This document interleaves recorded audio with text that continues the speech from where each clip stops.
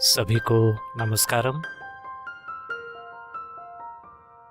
तो ये भयंकर काम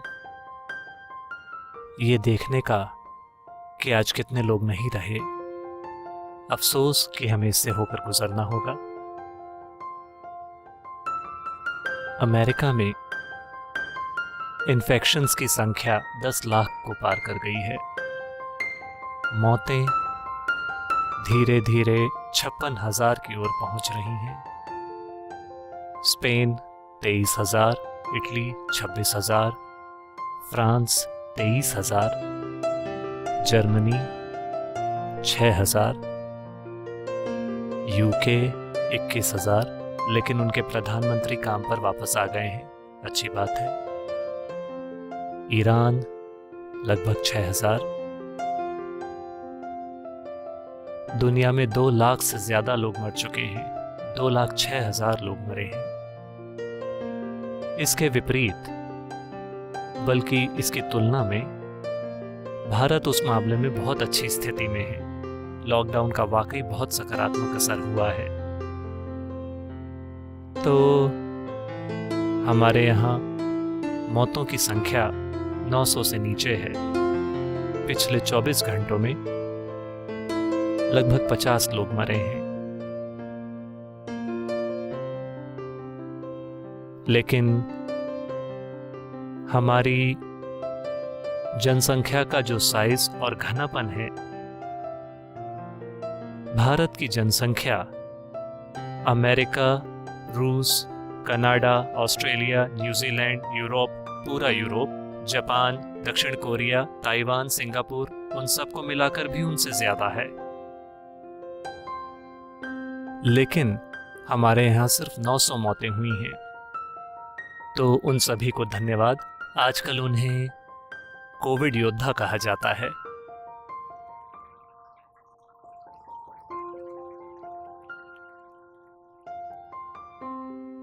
एक समूह है मेडिकल स्टाफ का, डॉक्टर, नर्सें और सहयोगी लोग, वो शानदार काम कर रहे हैं।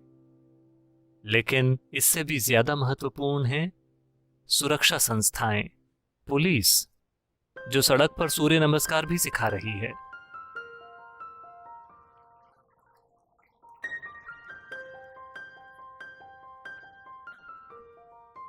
वो सारे युवा लोगों को सड़क पर सूर्य नमस्कार या उठक बैठक वगैरह करा रहे हैं।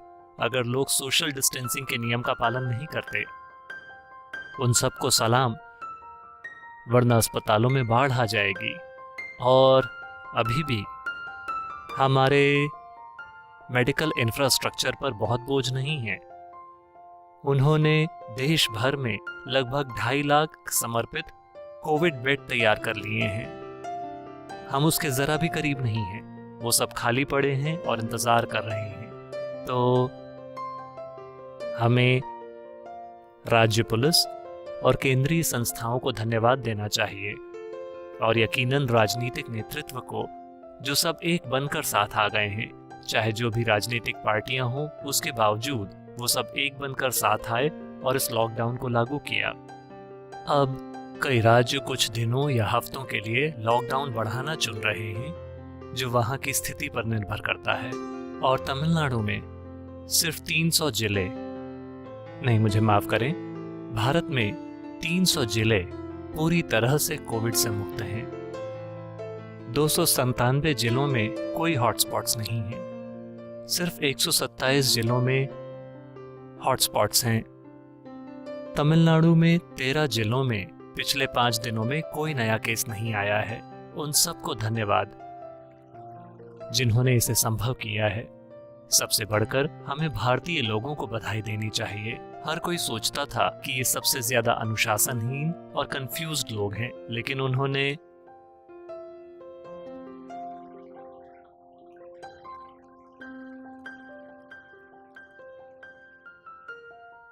कम से कम भारत में कोई शिकायत नहीं कर रहा है, अरे मुझे बाल कटवाने हैं। वो बिल्कुल दूसरी चीज है।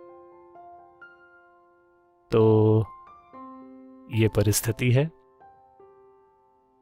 तो एक ऐसे समय में कई सवाल उठ रहे हैं। मैं एक राष्ट्रीय न्यूज़ चैनल पर था और सवाल हमेशा इस बारे में होता है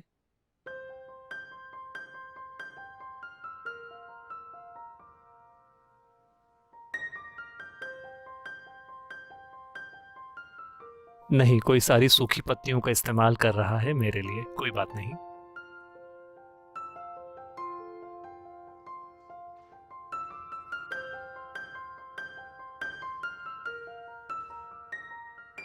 सवाल हमेशा इस बारे में होता है कि हम इसका सामना कैसे करेंगे, हमारी मानसिक स्थिति, हम अपना मानसिक संतुलन कैसे कायम रखेंगे इस लॉकडाउन के बाद, क्योंकि हम में से बहुतों की नौकरियां चली जाएंगी, हमारी आमदनी कम हो जाएगी, हमें अपनी जीवन शैली को घटाना होगा। तो कई चीजें हैं, ढेर सारा आर्थिक दर्द होने वाला है हर किसी के लिए, इससे कोई नहीं बचेगा। तो ये सच है, लेकिन जब एक महामारी ने पूरी दुनिया को चपेट में ले लिया है, आप महामारी के बाद भी जिंदा हैं, इसके लिए जश्न की जरूरत है या दुखी होने की?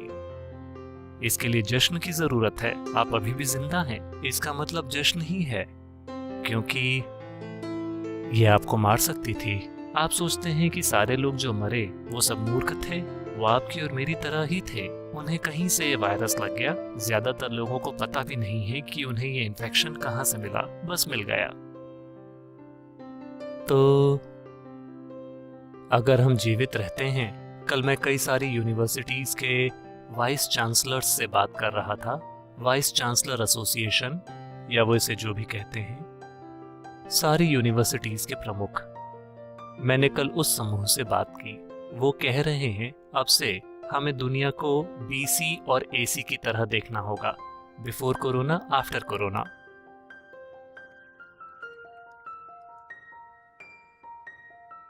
शिक्षाविद इतिहास का एक पाठ तैयार कर रहे हैं। तो अगर हम इसे इस तरह से देख रहे हैं, तो अब ये समझने का समय है कि हमने दुनिया को ठीक करने में बहुत ज्यादा समय खर्च कर दिया है, इसे विनाश की सीमा तक ठीक करने में।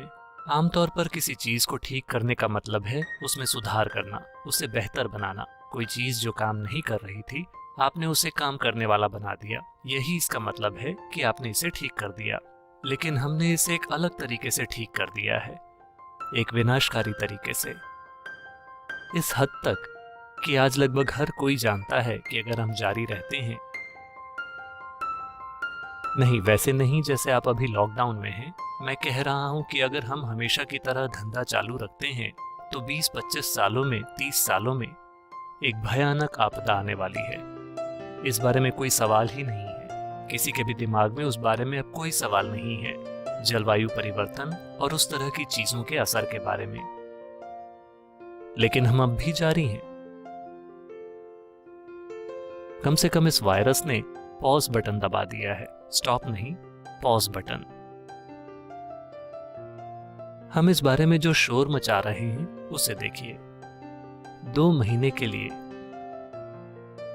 अगर आप अपनी अर्थव्यवस्था को रोकते हैं तो क्या सब कुछ खत्म हो जाएगा? नहीं नहीं, ऐसा नहीं है।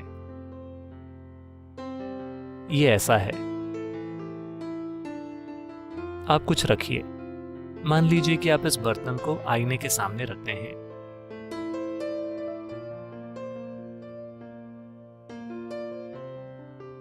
फिर आपको 2 बर्तन दिखाई देंगे। फिर आपने 2 बर्तनों के साथ एक दुकान खोल ली। लेकिन फिर आपने एक और आईना खरीदा। फिर अचानक आपके पास 100 बर्तन हो गए। फिर आपने एक लंबी चौड़ी थोक की दुकान खोल ली 100 बर्तनों के साथ। लेकिन फिर एक तूफान आया, एक वायरस आया, एक सुनामी आई, कुछ आया, 50 बर्तनों का सफाया हो गया और आप रो रहे हैं। लेकिन वास्तव में आपके पास केवल एक ही था, आपके पास हमेशा से सिर्फ एक ही था। तो इस दुनिया में जो भी दौलत है, जो भी संभावनाएं हैं वो चली नहीं गई हैं। बात बस इतनी है कि दौलत की हमारी धारणा इसे बहुत बढ़ा चढ़ा रही है। शेयर बाजार हमारी दौलत का सूचक है, तो हमने उसी तरह का आर्थिक तंत्र तैयार किया है। मैं उस पर कोई टिप्पणी नहीं कर रहा हूं, लेकिन हमें इतनी चिंता करने की जरूरत नहीं है। लगभग 10 साल पहले जब एक राष्ट्रीय मीडिया ने मेरा इंटरव्यू लिया था, उन्होंने मुझसे भारतीय शेयर बाजार के बारे में एक सवाल पूछा, क्योंकि उस दिन पहली बार मैं शायद वर्षों को लेकर गलत हूं, शायद 12-13 साल। उस दिन पहली बार भारतीय शेयर बाजार ने 20,000 की संख्या को पार किया था। उससे पहले ये कभी 20,000 तक नहीं पहुंचा था। तो उन्होंने मुझसे पूछा, आप इस बारे में क्या सोचते हैं? मैंने कहा, देखिए, मेरे अनुमान में अगर आप व्यवसायों और उनकी क्षमताओं को देखते हैं, उद्योगों को, कि वो क्या उत्पादन कर सकते हैं, वो क्या कर सकते हैं, तो वास्तव में स्टॉक्स की कीमत लगभग 12,000 है। इसे वहीं होना चाहिए, लेकिन बेशक हम एक सकारात्मक भावना पैदा करना चाहते हैं, इसलिए हम इसे 14,000 बना देंगे, क्योंकि इसे इंसानी भावना चलाती है। तो 14 से 15,000, 20,000 कुछ ज्यादा ही है। तो 10 सालों के बाद मुझे लगता है कि इसने पिछले कुछ महीनों में 44,000 या 45,000 को पार कर लिया है। आज ये कम होकर शायद 28 या 29,000 हो गया है, मुझे ठीक से नहीं पता। 30,000 के आसपास कहीं। हर कोई रो रहा है क्योंकि इतने सारे लोगों का पैसा डूब गया है, और जाहिर है ये उनके लिए दर्दनाक है, क्योंकि वो यही खेल खेल रहे थे। लेकिन मूल रूप से इसमें कुछ भी नहीं बदला है, सिवाय कंप्यूटर पर दिखने वाली संख्याओं के। तो हम एक इस तरह की दुनिया का निर्माण कर रहे हैं। इस तरह की दुनिया का मतलब है, योग में हमेशा से कहा गया है कि एक साधारण सी इच्छा के साथ आप एक पूरी नई दुनिया बना लेंगे, और आपको यकीन होगा कि यही असली है। चाहे वो आपका व्यवसाय हो, या पैसा, या दौलत, या परिवार, या आपके जो भी प्रेम संबंध वगैरह हों, सभी आपके दिमाग में बने हैं। साधारण इच्छा से आप एक दुनिया बना रहे हैं, और आपको लगता है कि ये मौजूद है। जब ये गायब हो जाती है, या तो सुनामी से, या तूफान से, केवल शेयर बाजार के गिरने से, या वायरस से, या किसी की मौत से, तो अचानक आप इससे बहुत परेशान हो जाते हैं, क्योंकि आपने अपने दिमाग में जो कुछ बनाया था वो बस गायब हो गया। सिर्फ आप ही नहीं, आप सभी ने एक साथ मिलकर एक ही चीज का निर्माण किया। फिर ये हकीकत जैसा ही है, ये एक धर्म की तरह है। हर कोई साथ आ जाता है, सभी अपने मन में एक ही चीज की कल्पना करते हैं, ये हकीकत बन जाती है। वो स्वर्ग को देखना शुरू कर देते हैं, वो आपस में उन्हीं बातों पर चर्चा करते हैं, वो अपनी खुद की एक पूरी नई सृष्टि का निर्माण करते हैं। अगर कोई बाहर से आता है और सवाल करता है, तो आमतौर पर वो उसे मार देते हैं, क्योंकि वो शेयर बाजार के लिए खतरा बन रहा है। वो उस भावना को पूरी तरह से गिरा देगा। तो निश्चित रूप से इस बारे में दर्द होने वाला है। मेरी चिंता सबसे ज्यादा गरीब लोगों के लिए है, जो शायद अपनी बुनियादी रोजी रोटी से वंचित रह जाएं। लेकिन वो लोग आमतौर पर वो काफी होशियार होते हैं, थोड़ी सी मदद से ही वो अपना रास्ता खोज लेंगे। 3-4 महीनों का सहयोग मतलब वो किसी न किसी तरह से अपना रास्ता ढूंढ लेंगे। लेकिन अभी लोग जिन चीजों का आनंद ले रहे हैं, शायद उससे ये एक कदम पीछे हो। मान लीजिए कि अगर हम बस पीछे मुड़कर देखें कि हम 10 साल पहले कैसे रहते थे, हमारे पास कितनी चीजें हुआ करती थीं। मैं एक पीढ़ी की बात भी नहीं कर रहा हूँ, सिर्फ 10 साल पहले हम कैसे थे और आज हम कैसे हैं। हमारे पास कहीं अधिक चीजें हैं, और अगर आप हमें 10 सालों के लिए छोड़ देते हैं तो हमारे पास और भी कहीं अधिक चीजें होंगी, और ये ऐसे ही बढ़ता जाएगा। लेकिन इस ग्रह पर अधिक कुछ नहीं है, केवल इतना ही है, केवल एक ही बर्तन है, बाकी सब आईने में बने प्रतिबिंब हैं। अब 10 साल पहले क्या हमें किसी चीज की कमी थी? हम अच्छे से रह रहे थे। मैं आपको बता रहा हूं कि अगर आप 100 साल पहले भी देखते हैं, जब किसी के पास ऐसा कुछ भी नहीं था, तब भी वो अच्छे से रह रहे थे। 10,000 साल पहले अगर आप पीछे मुड़कर देखते हैं, तब भी जब वे जंगलों में रहते थे और जहां भी, तब भी वे अपने तरीके से अच्छी तरह से रह रहे थे। शायद उन्होंने कोई कार नहीं चलाई, शायद वो व्हाट्सएप नहीं कर रहे थे, लेकिन उन्होंने अपना खुद का रास्ता निकाला। उन्होंने एक ऊंची आवाज विकसित की और एक दूसरे पर चिल्लाए या ड्रम पीटा या कुछ किया, ठीक है। लेकिन उन्होंने भी एक संपूर्ण जीवन जिया अपने खुद के तरीके से। तो अर्थव्यवस्था के पीछे जाने में बस उसे व्यवस्थित करने का दर्द होगा, और जो लोग थोड़े कमजोर हैं वो शायद इस प्रक्रिया में कुचले जा सकते हैं, जो एकमात्र चिंता है। वरना अर्थव्यवस्था का पीछे कदम लेना कोई असली चिंता नहीं है, ये वास्तविक चिंता नहीं है, कोई बात नहीं। और वैसे भी जैसा कि हम देख सकते हैं, सभी पक्षी और जानवर कह रहे हैं, चलो पृथ्वी को फिर से शानदार बनाएं।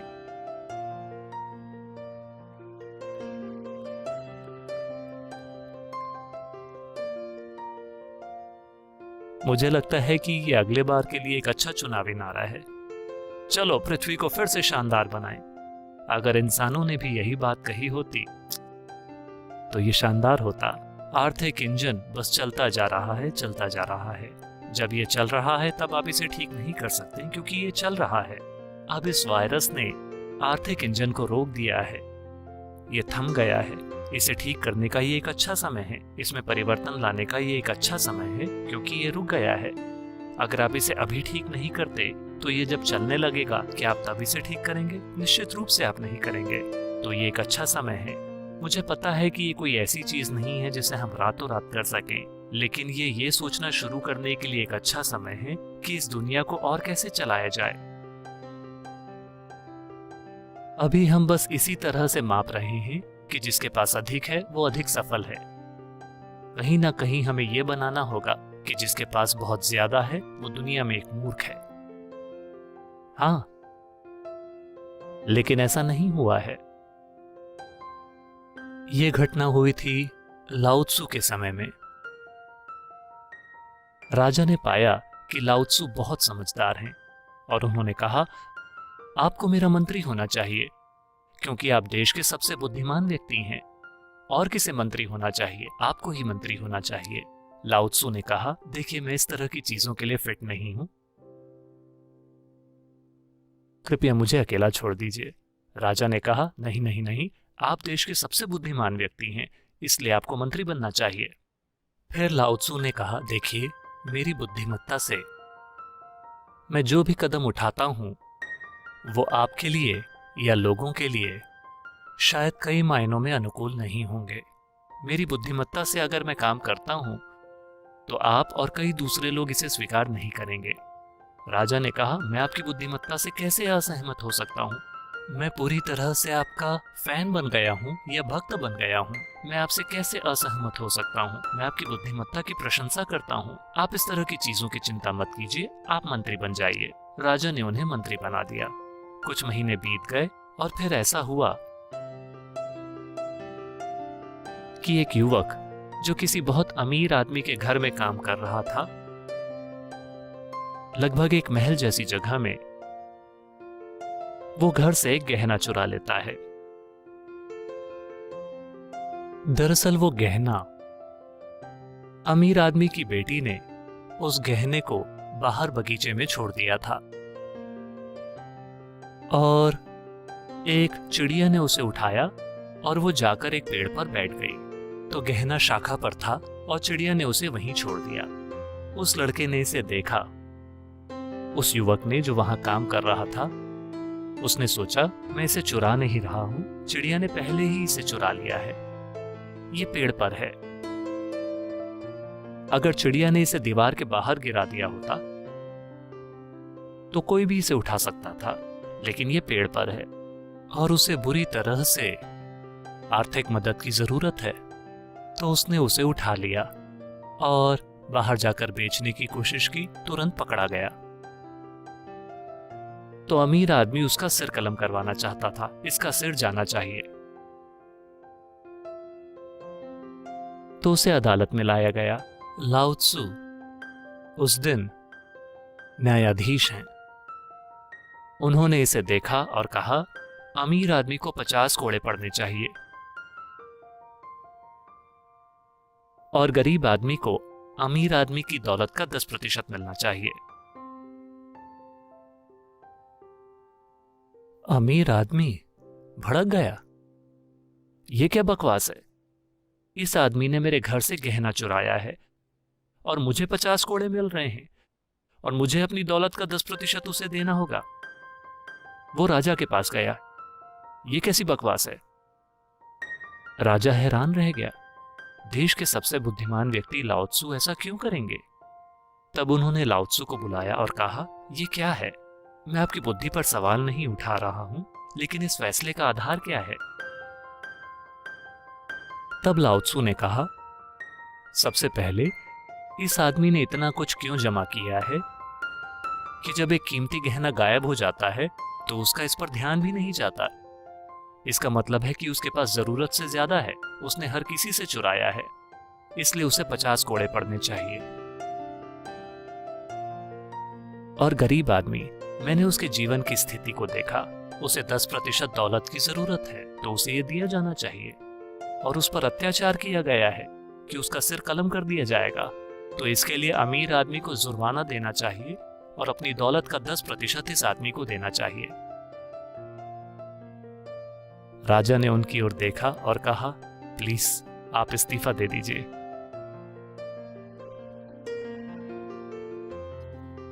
आपकी बुद्धि की मैं सराहना करता हूं, लेकिन हम आपकी बुद्धि से इस देश को नहीं चला सकते। तो हम शिकायत पर शिकायत कर रहे हैं, लेकिन देखिए पक्षी कह रहे हैं, चलो इस ग्रह को फिर से शानदार बनाएं। अब हर कोई इस बारे में बात कर रहा है कि दिल्ली में भी हवा साफ है। लोग अच्छा महसूस कर रहे हैं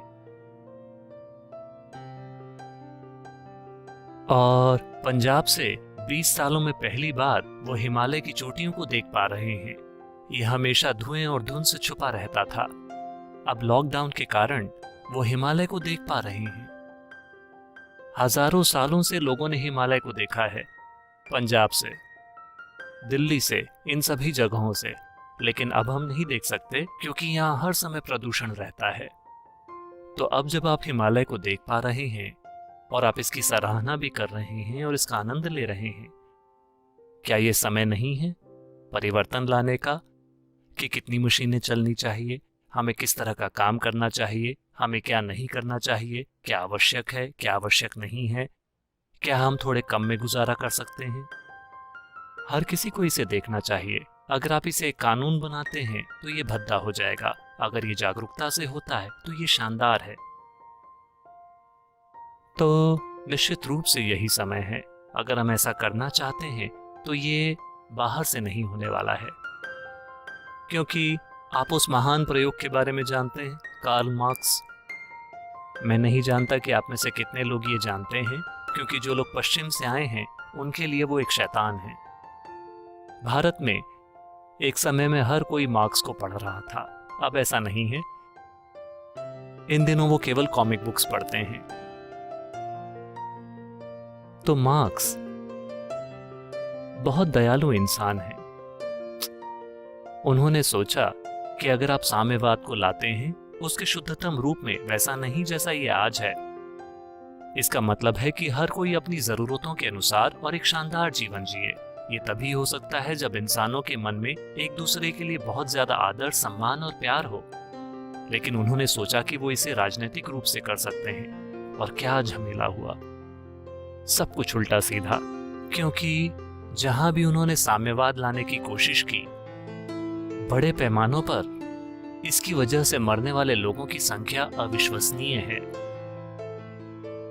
पिछले कुछ 20वीं शताब्दी में 10 करोड़ से ज्यादा लोग मरे हैं इस एक विचारधारा के कारण। लेकिन ये लोगों के लिए है। ये पूरी विचारधारा लोगों के बारे में है, आम लोगों के महत्व के बारे में है। 10 करोड़ से ज्यादा लोग, वो राजा नहीं हो सकते, कभी भी 10 करोड़ राजा नहीं थे, आम लोग थे जो मारे गए। 10 करोड़ लोग। तो ये इसलिए हुआ क्योंकि एक महान विचार, इसे आपने गलत सिरे से लागू करने का प्रयास किया। ये एक तबाही बन गया। इसे कई तरीकों से किया जा सकता है, लेकिन आज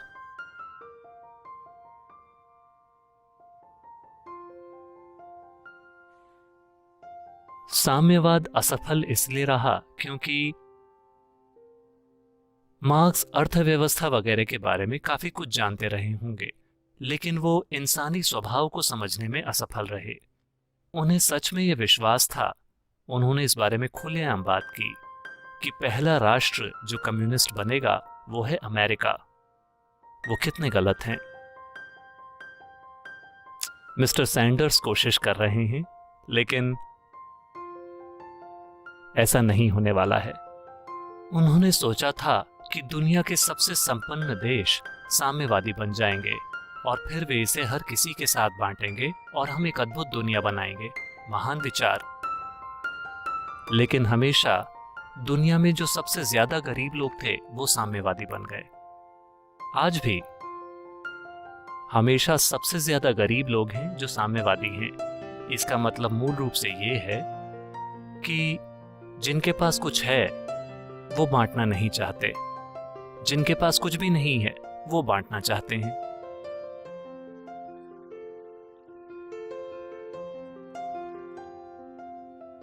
तो अंत में एक शानदार रोमांटिक फिलॉसफी बनने के बजाय यह सिर्फ एक विचारधारा पर आधारित डकैती बन जाती है। तो आपके पास दौलत है, मेरे पास कुछ भी नहीं है, मैं बांटने के बारे में बात करूंगा। आपको पता है कि बांटने के लिए सामान कहां से आएगा। आप सहमत नहीं होंगे, हम आपका सिर काट देंगे और दौलत को आपस में बांट लेंगे। ये विचारधारा पर आधारित डकैती बन गई। दुर्भाग्य से यह ऐसा ही बन गया।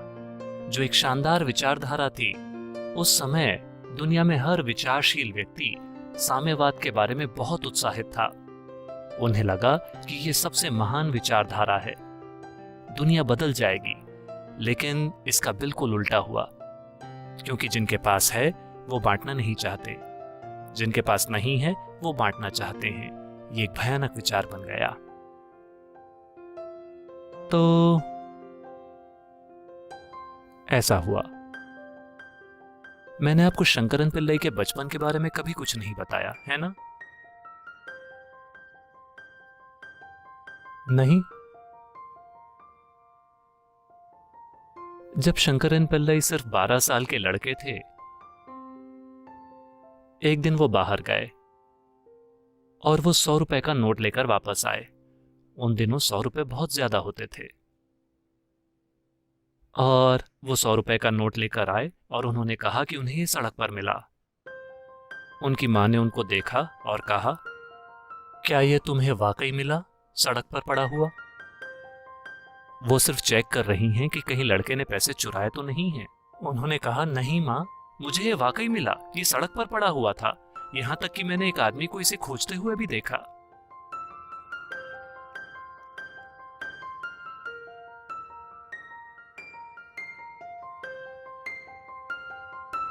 तो अगर ये बाहर से होता है तो ये भद्दा बन जाएगा। यहां तक कि अभी भी मैं अपनी अर्थव्यवस्था को सुधारने की जो बात कर रहा हूँ वो बाहर से नहीं होना चाहिए। ये फिर से कानूनों और बल के साथ भद्दा बन जाएगा। ये काम नहीं करेगा। इसे एक तरह की समावेशिता के भाव से होना चाहिए। जब पार्वती आदि योगी के पास आई, वो एक गर्वीली महिला है, एक राजकुमारी। तो वो सप्तऋषियों को देख रही हैं। वो पूरे समर्पण और प्रतिबद्धता के साथ बैठे हुए हैं। कई साल बीतते जा रहे हैं। शिव बात किए जा रहे हैं, किए जा रहे हैं, किए जा रहे हैं। इस विज्ञान को प्रदान करने की कोशिश कर रहे हैं। बहुत लंबा समय लग रहा है उन्हें हर एक कदम को समझने, जानने, अनुभव करने और उसमें भीगने में। इसमें समय लग रहा है। लेकिन पत्नी होने का सौभाग्य उनको थोड़ा इतराने का मौका भी देता है। फिर वो कहती हैं मैं भी इसे जानना चाहती हूँ। लेकिन आदियोगी जानते हैं कि वो कभी उनके सामने इस तरह से सालों के लिए बैठकर इसे कदम दर कदम नहीं सीख पाएंगी। वो उन्हें देखते हैं और कहते हैं, आप आकर यहाँ बैठिए। फिर पार्वती को लगता है कि ये एक अपमान है, इसका मतलब है कि आप मेरी बुद्धि पर सवाल उठा रहे हैं, आप बस मुझसे अपनी गोद में आकर बैठने के लिए कह रहे हैं। वो कहते हैं, नहीं नहीं, आइए। फिर आदियोगी उन्हें 114 अलग अलग तरीकों से छूते हैं और पार्वती उनका एक हिस्सा बन जाती हैं। उनका एक हिस्सा बनकर वो हर वो चीज जान लेती हैं जो आदियोगी जानते हैं, लेकिन वे अभी भी अपनी व्यक्तिगत प्रकृति बरकरार रखती हैं। आप सिर्फ इसी तरीके से दुनिया को रूपांतरित कर सकते हैं। आपको उन्हें ऐसे तरीकों से छूना होगा कि किसी न किसी तरीके से थोड़ा जुड़ाव हो, थोड़ा मिलन हो, थोड़ी एक रूपता हो। जब एक रूपता होती है, फिर आपको किसी चीज को बदलने के लिए ताकत का इस्तेमाल नहीं करना पड़ता। अभी वैसे भी ताकत लगाई जा चुकी है वायरस के द्वारा। मैं बात कर रहा हूं इस परिस्थिति का फायदा उठाने की। लेकिन जब तक सभी देश ऐसा नहीं करते, ये नहीं होने वाला, क्योंकि हमेशा डर लगा रहेगा कि कोई और दौड़कर हमसे आगे निकल जाएगा। ये समस्या है, तो हमें चिड़ियों वाली पुकार करनी चाहिए। चलो पृथ्वी को फिर से शानदार बनाते हैं। चिड़ियां जो कह रही हैं, अगर वही बात हर इंसानी दिमाग में घुस जाती है और हम सभी पृथ्वी को फिर से शानदार बनाने के बारे में सोचने लगते हैं, बजाय सिर्फ अपने देश को शानदार बनाने के, क्योंकि जैसा कि मैंने कहा, एक विचारधारा के लिए एक शताब्दी में 10 करोड़ लोगों की मौत हुई है। आप जिन धर्मों में विश्वास करते हैं, उसके कारण कितनी करोड़ों मौतें हुई हैं, ये किसी ने गिना ही नहीं है। अनगिनत लोग मारे गए हैं।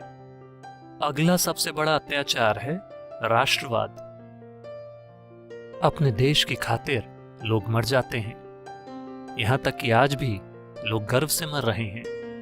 हाँ, अभी ये बहुत जरूरी है कि एक देश की सीमाओं की, उसकी अखंडता की रक्षा की जाए, क्योंकि अभी भी ग्रह का मेरा हिस्सा बनाम ग्रह का तुम्हारा हिस्सा, ये लड़ाई चल रही है। किसी न किसी तरह से हमें देश की सीमाओं को ढीला करना होगा। राष्ट्रीय सीमाओं को ढीला करना चाहिए। वो संभव नहीं होगा जब इतनी ज्यादा आर्थिक असमानता है। अगर हम इसे एक उचित स्तर तक ले आते हैं, ये मुर्गी और अंडे वाली बात है, पहले क्या होना चाहिए? नहीं, ये सारी चीजें एक साथ होनी चाहिए। किसी में इतना विवेक होना चाहिए कि वो इन सभी चीजों को एक साथ ला सके। अगर राष्ट्रीय सीमाएं पूरी तरह से मिटती नहीं हैं, तो अगर वो कम से कम थोड़ी ढीली हो जाती हैं, फिर कौन एक सेना तैयार करेगा और किस लिए? देश की कुछ आंतरिक परिस्थितियों के लिए शायद आप एक सुरक्षा बल रखें, लेकिन आप उस तरह की विशाल फौज नहीं रखेंगे जैसी अभी है, जिनके पास इतनी क्षमता है कि वो पूरी पृथ्वी का विनाश कर सकती हैं कई बार।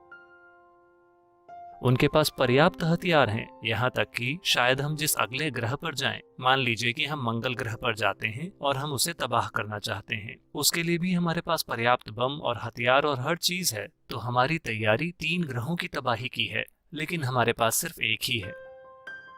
वाकई दूर की सोच। तो हमें नहीं पता कि वैसा इस पीढ़ी में हो पाएगा कि नहीं, लेकिन अगर ये पीढ़ी उस दिशा में सोचना शुरू कर देती है, तो शायद अगली पीढ़ी उसे लागू करे। अगर ये पीढ़ी सोचना शुरू कर देती है, देखिए, जब आप किसी खास दिशा में सोचना शुरू कर देते हैं, तो जाने अनजाने में आप उधर जाना शुरू कर देंगे। जरूरी नहीं है कि आप जबरदस्ती उस दिशा में अपने कदम बढ़ाएं।